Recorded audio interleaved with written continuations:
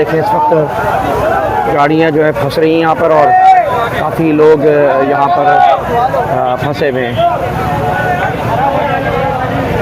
तो जनाब इस वक्त थोड़ा सा मसला ये है कि शहर में जो बारिश हुई है काफ़ी तूफ़ानी बारिश हुई है, सैलाब की कैफियत है।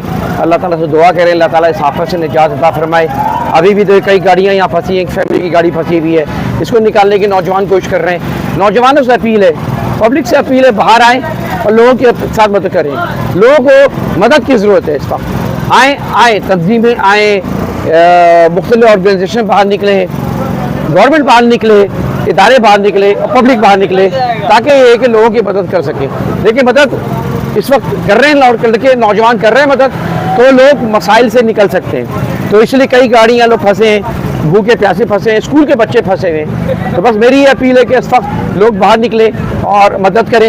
इंतखाब Alam Suri as a social worker मैं आपसे अपील करता हूँ कि आप भी इस सिलसिले में मदद